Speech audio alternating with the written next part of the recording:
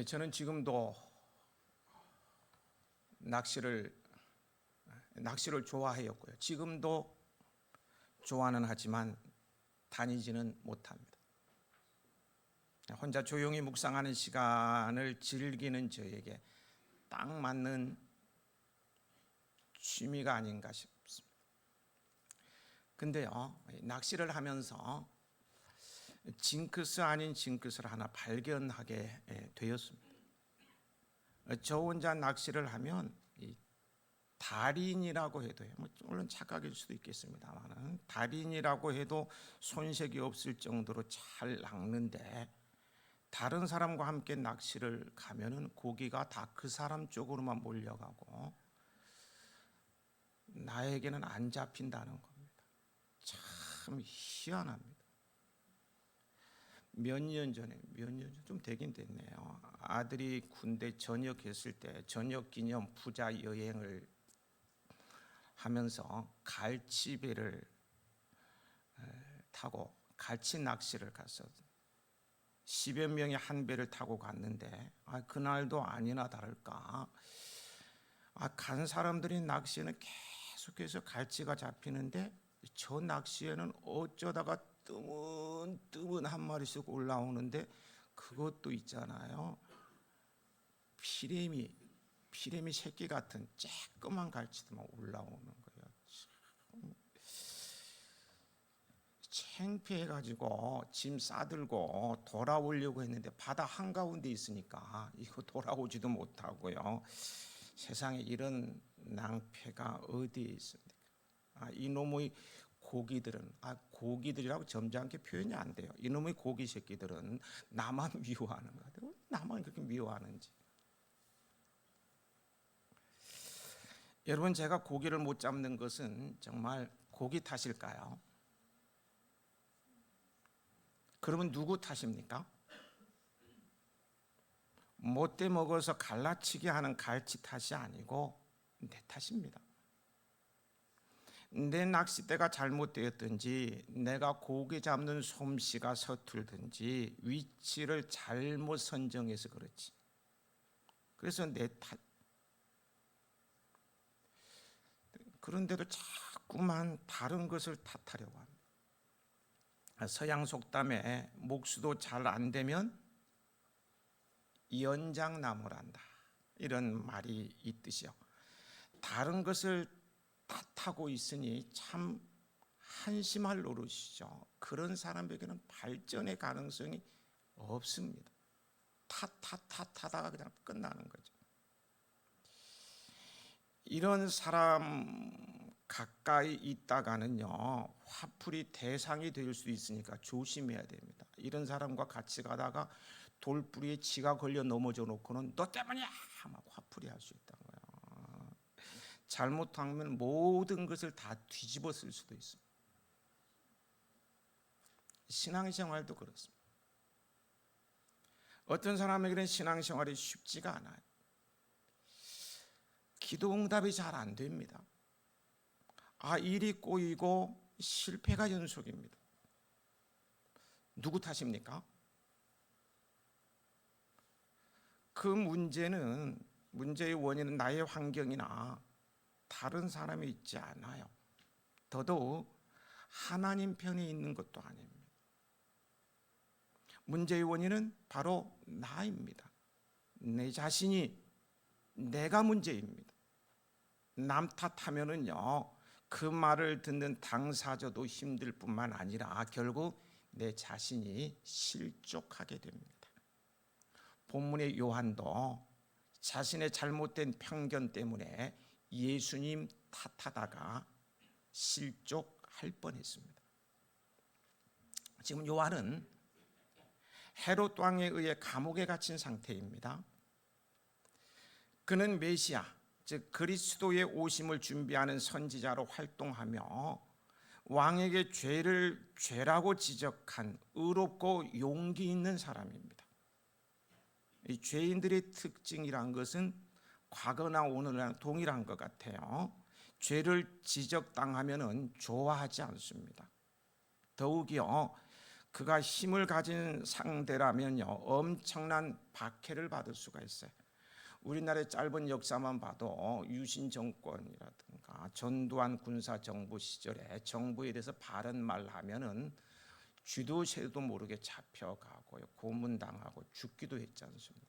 이제 권력자 앞에, 독재자를 앞에는 말한다는 게 쉽지가 않아요. 요한 역시 그렇습니다. 유대의 왕인 헤롯이 죄를 지적하면 어떻게 될지 알면서도요, 가만히 있을 수 없었습니다. 죄를 지적하는 의로운 길을 가고 그 대신 감옥에 갇힌 것입니다. 요한은 의를 위해 고난당하는 삶, 사람의 비유를 맞추지 않는 삶을 살고 있습니다. 사람 눈치 보며 사는 사람이 아니었어요. 계산하지 않고 말씀대로 살았습니다. 의를 따랐어요. 그런 요한이 감옥에 있습니다. 의로운 사람이 감옥에 있고 그에게 죄를 지적당한 죄인은 왕궁에서 호의호식하고 있습니다. 불의하고 공정하지 못한 세상의 모습이죠. 그런 요한이 감옥에서 제자들에 의해서 예수님에 대한 소문을 듣고는 이제 갈등을 시작합니다. 그는 말씀드린 대로요, 주님께서 오시는 길을 준비하고요, 예수님께서 오시는 길을 미리 앞에 와서 길을 평탄하면서 준비합니다. 불의한 헤롯의 악행을 지적하다가 감옥에 갇혔잖아요, 그죠? 그런데도 예수님께서는 아무런 조처도 취하지 않습니다. 그러자 섭섭마귀가 들어갔는지요, 저 예수란 분이 하나님께서 보내신 그 메시아라면 왜 나를 건져주지 않으실까? 죽은 사람도 살리신 그분이 나를 이런 감옥에서 건져내시는 것은 아무것도 아닐 텐데 왜 나를 나 몰라 하시지?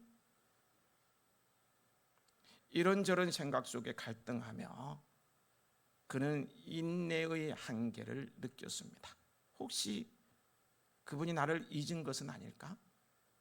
내가 감옥에 갇혀 있는 것을 영영 잊어버린 것은 아닐까? 제자들을 보내서 주님께 질문을 합니다. 19절입니다. 함께 읽어 보실까요? 요한이 그 제자 중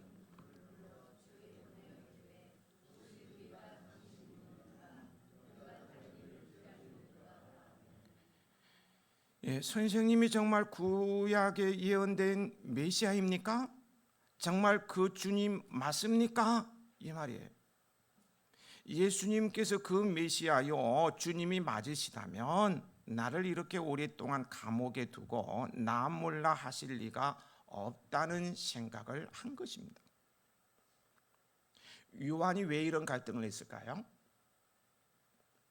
그는 당시의 다른 유대인들과 마찬가지로요, 메시아를 정치적 메시아로 이해하고 그분이 오시면 이스라엘을 로마의 압제에서 해방시키고 자신은 감옥에서 건져 주실 것이고, 그리고 찬란했던 다윗 시대의 영광을 되찾는 그런 이스라엘 나라가 될 것이라고 생각을 했습니다. 그런데 자신이 증거한 예수님께서는 그의 기대와는 전혀 다른 방향으로 하나님 나라를 전파할 뿐만 아니라 그 주님을 위해서 사역하던 자신이 투옥되었음에도 불구하고 전혀 신경 쓰지 않았습니다.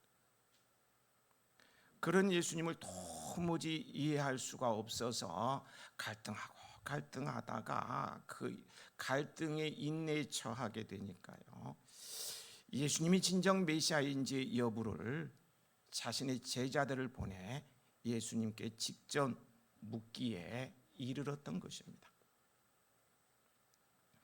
요한의 질문에 대한 예수님의 답변이 거기 22절입니다. 22절 같이 읽어보실까요? 예수께서 대답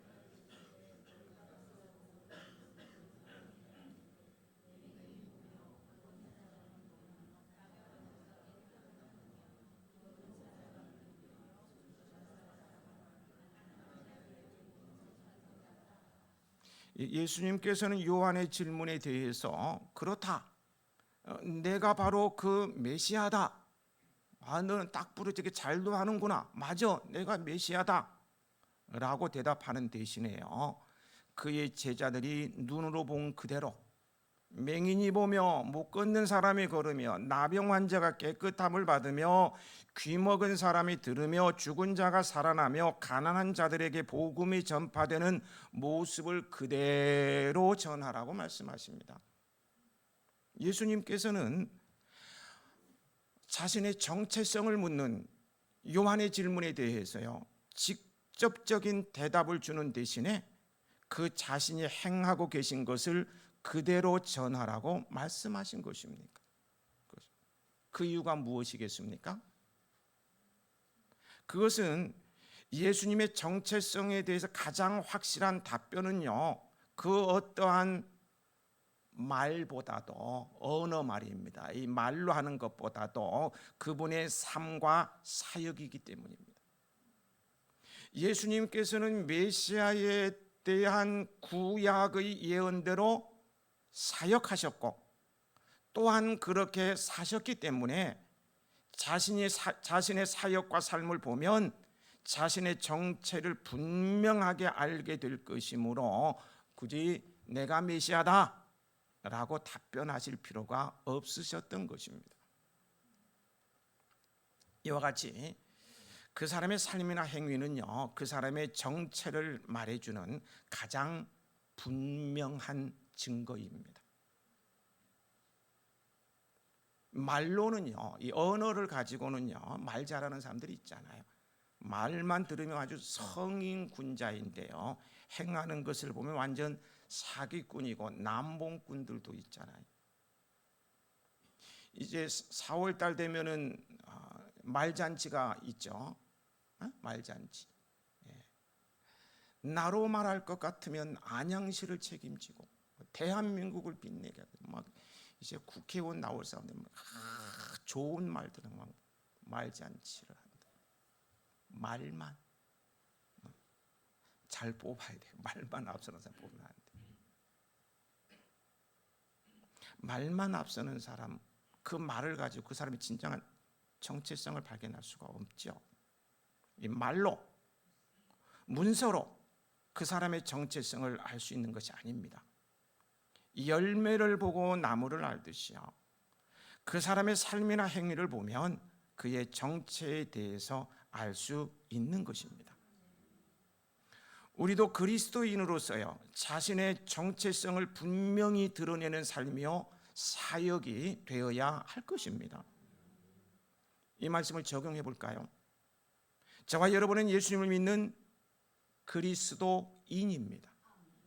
맞는가요? 예수님을 믿는 그리스도인입니다. 예수님이 어떤 분이신가에 대해서는 여러분이 어쩌면 저보다 더 잘 아실는지도 몰라요.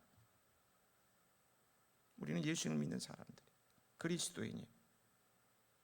그렇다면 그리스도를 닮은 품격 있는 그리스도인의 삶을 살아가십시다. 목사이면 목사, 장로이면 장로, 권사이면 권사답게, 즉 그 직분에 합당한 품격 있는 모습으로 살아가야 한다는 말씀입니다. 직분이 없으면 없는 대로 참 그리스도인으로서 살아가는 거예요. 다니엘은 그렇게 살았습니다. 그래야 할 때 세상 사람들은 우리가 그 어떤 것을 내세우지 않아도 우리가 누구인가를 가장 확실하게 알고 인정하게 될 것입니다. 한편 요한의 질문에 대한 예수님의 답변인 거기 22절 말입니다. 함께 읽었었죠. 22절은 구약의 이사야 선지자의 예언인 35장, 이사야 35장 5절에서 6절, 그리고 61장 1절에서 3절 말씀을 인용하신 거예요. 예수님께서는 이렇게 구약 성경의 예언대로 하는 자신의 사역으로 대답을 하면 요한은 알아들을 수 있다는 생각을 하셨고요, 요한 역시 알아들었어요. 요한은 예수님께서 하신 말씀으로 답을 얻었던 것입니다. 우리는 우매해서 성경으로 가르쳐줘도요, 깨닫지를 못하고 자기 고집만 내세우는 경우가 많아요. 그런데 요한은 예수님께서 하신 말씀으로 답을 얻었어요. 그래서 자신이 잘못 생각했음을 깨달았습니다. 요한은 그간 메시아가 자기를 감옥에서 건져 주셔야 한다고 생각을 했습니다. 악을 행하고 의로운 자신을 감옥에 가둬놓은, 그러면서 큰 소리 치면서 살고 있는 헤롯 왕을 예수님께서 메시아라면 심판하시고 자신을 살려주어야 한다고 생각하는 것은요, 너무나 자연스러운 일이에요. 그래야 그분이 메시아라고 생각하는 거 조금도 이상하지 않습니다. 그러나요, 예수님께서는 그런 정치적인 메시아로 오신 것이 아님을, 정치적인 메시아로 오시면 그렇게 하는 게 당연하고 나를 살려주는 게 당연한데, 예수님의 말씀을 듣고 보니까 그런 정치적인 메시아로 오신 분이 아님을 이제 비로소 깨달았습니다. 오해를 했던 것입니다.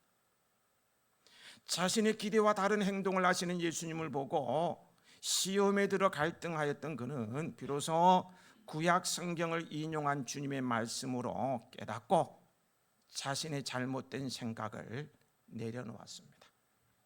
하마터면 영원히 실족할 뻔했습니다. 자신이 말한 것 때문에요, 좀 제 수준으로 말을 합니다. 자신의 말한 것 때문에 개떡 같은 자존심을 버리지 못하고요, 주장을 굽히지 않는 사람도 참 많은데요, 요한은 너무 멋있습니다. 말씀으로 지적받고 깨달으니까 그동안 주장해오던 거 확 다 집어 던져버린 거예요. 너무 멋지지 않습니까? 여러분, 우리도요, 예수님을 믿다가 요한처럼 오해하고 실족할 수 있습니다. 요한은 선지자임에도 실족하는 것을 보면은요, 우리도 얼마든지 실족하게 되는 거 맞아요. 시험에 들기도 합니다. 또 넘어집니다. 우리의 믿음은 계속 시험 받습니다. 우리의 확신이 흔들릴 때가 있어요. 신앙생활의 기본인 11조를 열심히 했는데 쌓을 것이 없도록 부어주지 않습니다. 열심히 신앙생활하는데 병에 걸려요. 자녀가 오랫동안 기도하며 공부했는데 아직도 풀리지 않습니다. 고민하게 만듭니다. 열심히 신앙생활하고 누구보다 정직하게 살고 착하게 사는 분들이 더 많은 시험에 빠질 수 있어요. 눈에 보인 사람들은 정직하게 사는데 또 많이 시험에 빠지고 어려워요. 왜 나만 항상 이렇게 손해보아야 하나? 왜 나만 항상 희생해야 하나? 이런 고민도 있을 수 있어요. 이만큼 열심히 하면 칭찬도 하고 상급도 있어야 하는 것 아닌가? 그런데 왜 자꾸 넘어지나? 이런 생각을 하다 보면 우울해지기까지 합니다. 많은 사람들이 못되게 사는데도 잘 되는 것을 보면서 시험에 들기도 합니다. 그들이 건강합니다. 별 문제도 생기지 않습니다. 그럴 때 하나님께서는 살아계시는 것일까?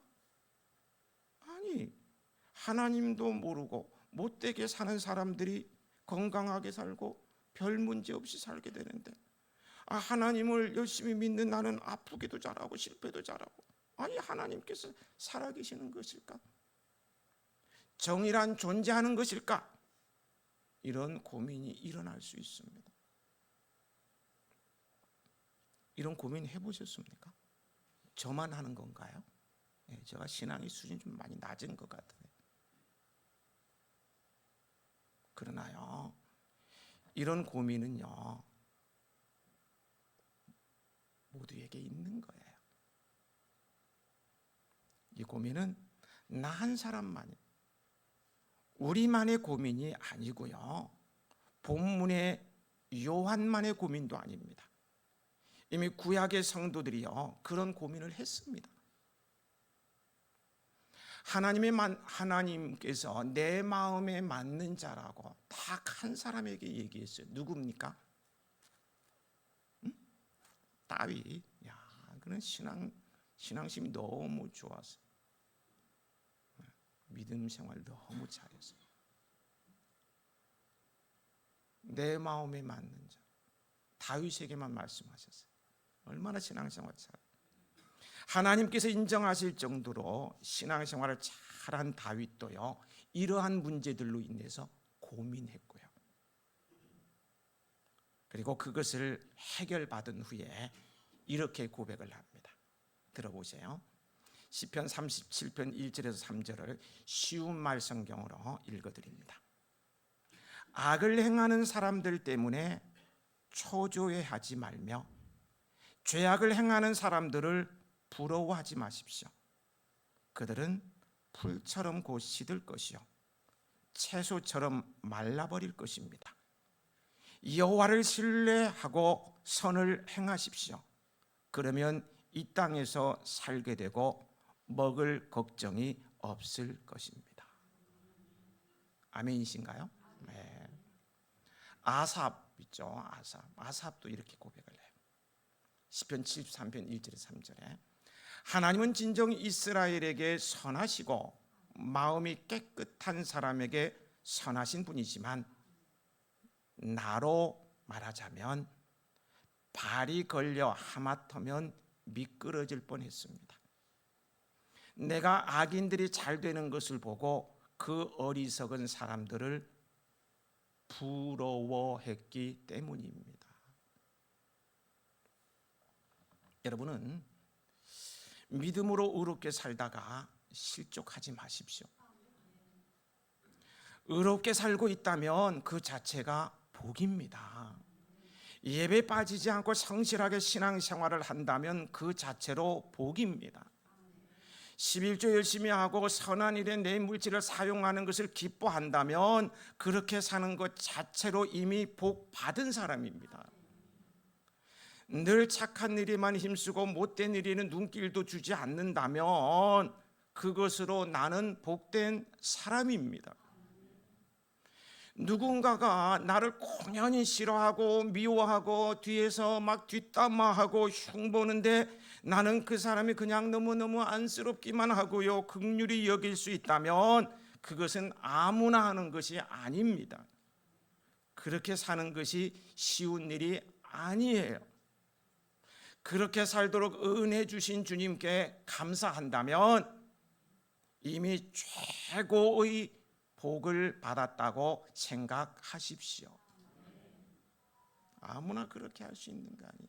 예수님을 닮은 사람이에요. 오늘도요, 원수 마귀 사탄은요, 이 원수 마귀 사탄이 정말 빨리 없어져야 될 텐데 언제 없어져요? 주님 오셔야 없어지니까. 우리가 죽을 때까지, 주님 앞에 설 때까지 계속 우리를 괴롭힐 텐데요, 우리를 넘어뜨리기 위해서요, 두 가지로 공격해 옵니다. 명심하시기 바랍니다. 두 가지. 내 같으면 메모한다. 머릿속에 메모하세요. 기록하세요. 하나는요, 부축입니다. 못된 짓 하라고, 못된 말 하도록 부추겨요. 운전하고 가는데 누가 끼어들어 욕해. 창문 열어서 한번 뱉다오. 못된 말 하도록, 못된 짓 하도록.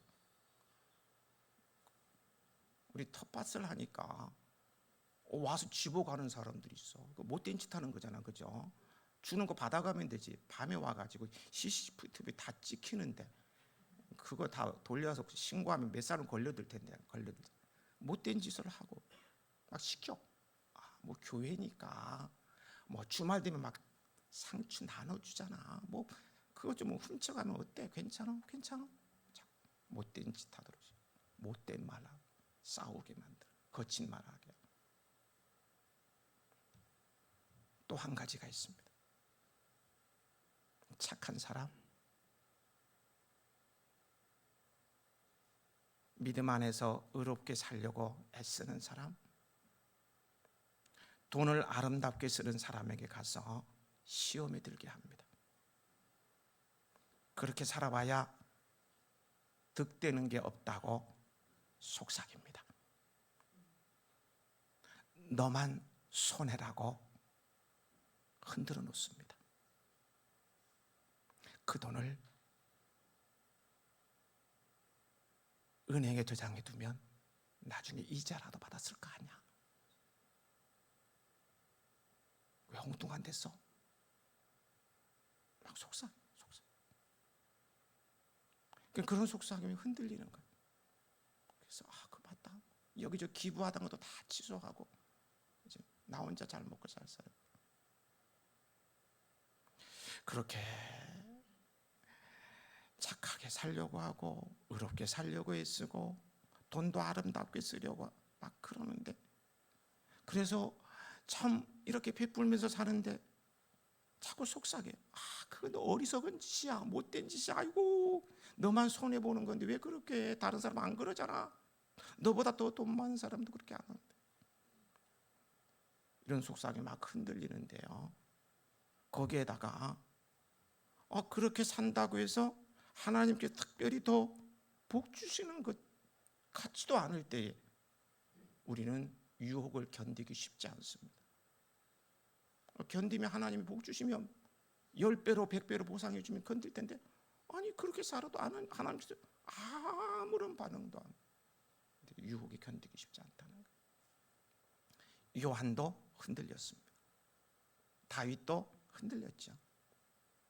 근데요, 흔들렸음에도 불구하고 다윗도 이겼고요, 요한도 이겼습니다. 주님의 말씀으로 승리했습니다. 우리도 주님의 말씀으로 이길 수 있습니다. 요한은 알았어요. 이렇게 의를 위해 고난당하는 것이 얼마나 복된 것인지 알았습니다. 그래서 그는요, 타협하지 아니하고요, 순교의 길을 당당하게 갔던 거예요. 우리가 너무 힘들 때도 있습니다. 착하게 살아서 힘들고 정직하게 살아서 힘들고 순수한 신앙 지켜서 힘들고요, 봉사하는 일이 버거워서 힘들 수 있습니다. 하나, 바로 그때가 복 받는 길로 가느냐의 중요한 갈림길임을 아시기 바랍니다. 거기서 넘어지지 마시고 속삭임에 넘어가지 마시고요.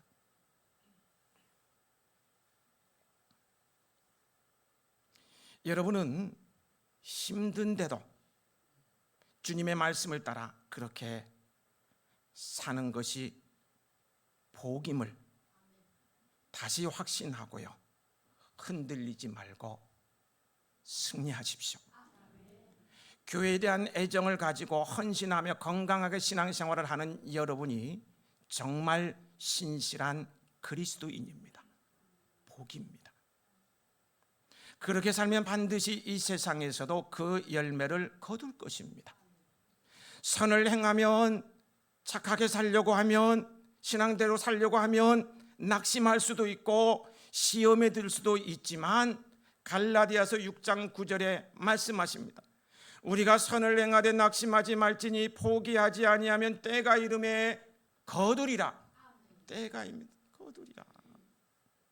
신앙으로 사는 것이, 착한 일을 하는 것이, 의롭게 사는 것이 힘들어도 포기만 하지 마십시오. 어려워도 포기만 하지 마세요.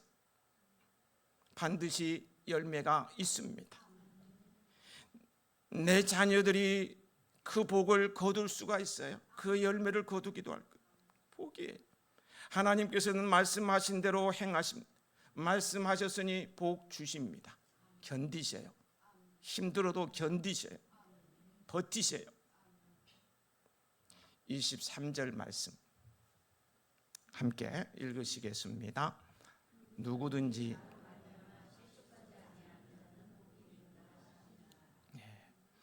예수님의 메시아 정체성에 대해서 모르거나 요한처럼 오해하지 않는 자가 복이 있다는 그런 말씀이죠.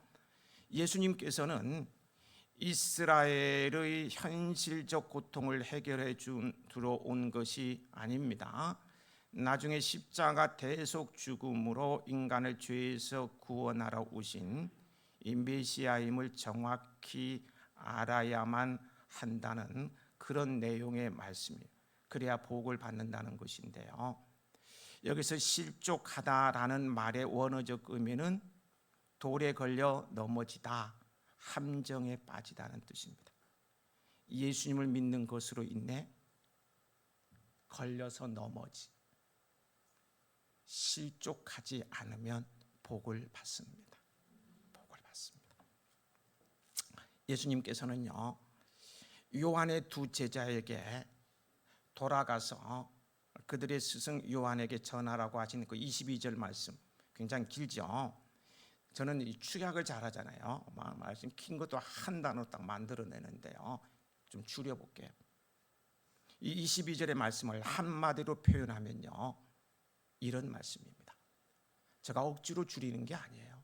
사실이에요, 사실. 이런 말씀이에요. 22절 말씀을 한마디로 줄이는 거예요. 갈등하고 오해하고 막 불안해하는 요한에게 주님께서 주신 그 22절 말씀을 한마디로 축약하면 이거예요.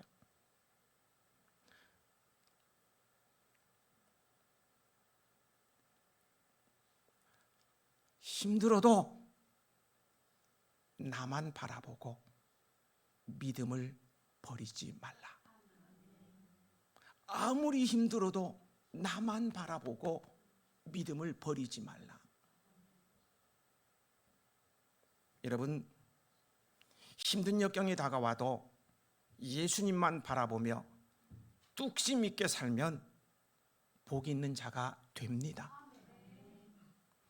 나에게 있는 작은 힘이라도요, 다른 사람 보기에는 보잘것없는 것이라도 그것을 모아서 어떤 일에 집중하면요, 큰 힘을 가진 사람보다 더 열매 맺는 삶을 살 수 있습니다. 믿음으로 사세요. 주께서 복 주셔요. 욥기서 8장 6절 7절입니다.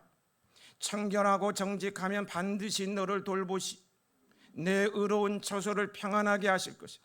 내 시작은 미약하였으나 내 나중은 심히 창대하리라. 내가 정말 깨끗하고 정직하기만 하면 주님께서는 너를 살리시려고 떨치고 일어나셔서 내 경건한 가정을 회복시켜 주실 것이다. 처음에는 보잘것없겠지만 나중에는 크게 될 것이다. 힘들어도 뚝심 있게 주님만 바라보며 살아가는 여러분에게 이런 은복이 가득하시길 축복합니다. 축복합니다.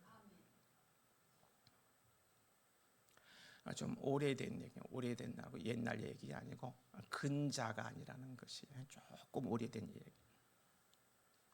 미국 콜로라도주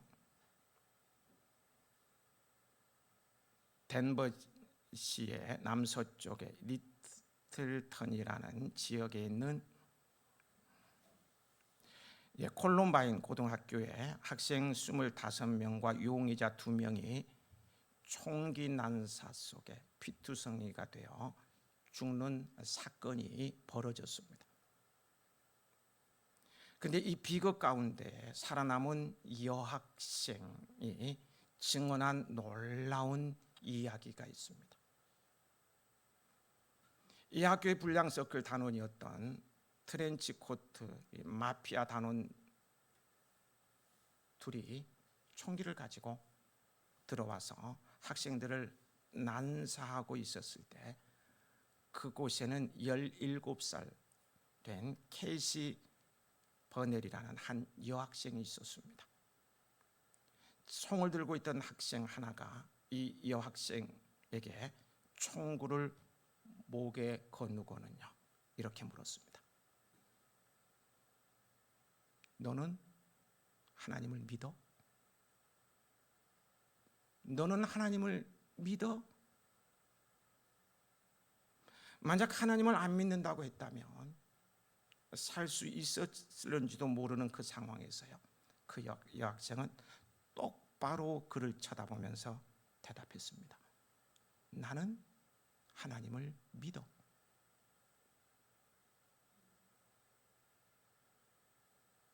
난 하나님을 믿어. 난 하나님을 믿는다고. 믿어. 그러자 그는 총구를 케이시의 가슴을 겨누고 마구막 쏘아댔습니다. 난사를 해버렸어요. 케이시의 이야기가 알려지기 시작하자 미국 크리스천 10대들 사이에 나는 하나님을 믿어 라는 적힌 티셔츠를 입고 다니는 운동이 일기 시작했고요. 플로리다 주의 한 도시에서는 2,500명의 10대들이 모여서 감동적인 신앙 고백의 집회를 가졌습니다. 이 집회의 이름 역시 나는 하나님을 믿어 였습니다.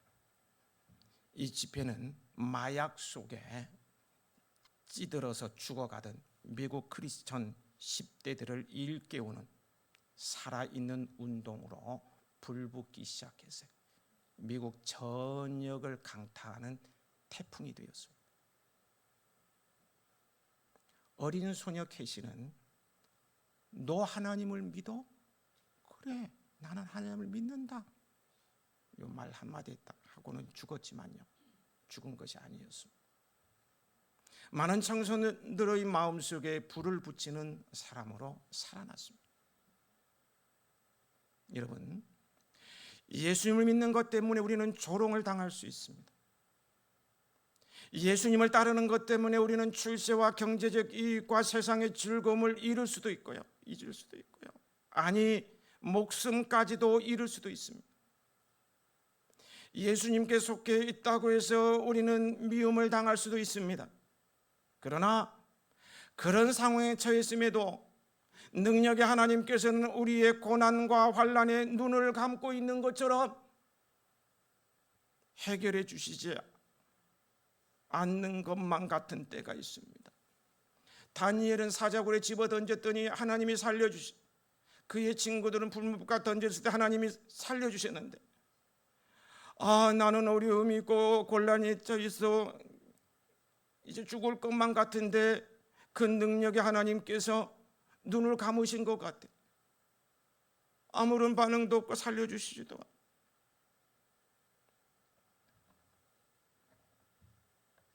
해결해 주시지 않을 것 같아. 웬일일까?